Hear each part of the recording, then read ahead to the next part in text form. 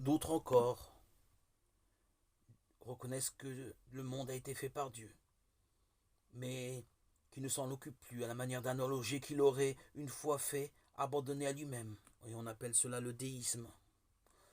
D'autres encore, enfin, n'acceptent aucune origine transcendante du monde, mais ils voient le pur jeu d'une matière qui aurait toujours existé.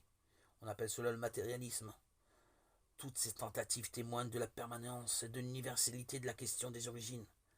Cette quête, d'ailleurs, est propre à l'homme. L'intelligence humaine a la capacité, certes, de trouver déjà une réponse à la question des origines.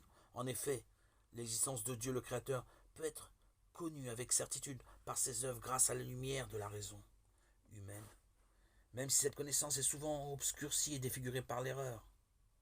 C'est pourquoi la foi vient confirmer, éclairer la raison dans la juste intelligence de cette vérité.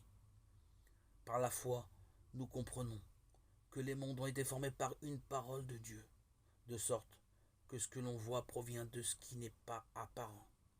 Hébreux 11.3.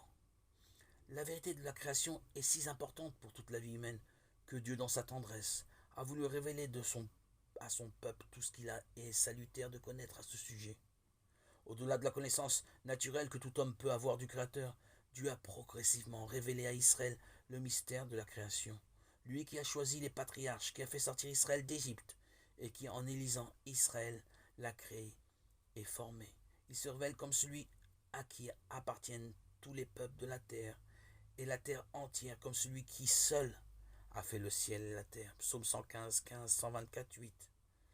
Ainsi, la révélation de la création est inséparable de la révélation et de la réalisation de l'alliance de Dieu, l'unique avec son peuple. La création est révélée comme le premier pas vers cette alliance, comme le premier et universel témoignage de l'amour tout-puissant de Dieu.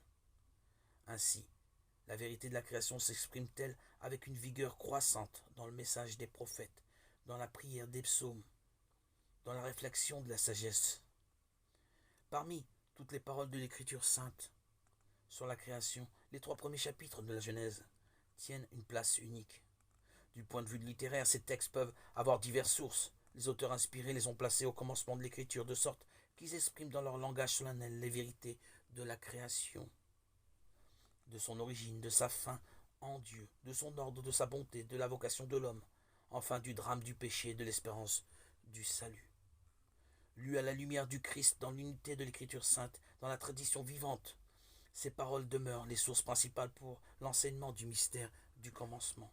Création, chute, promesse du salut.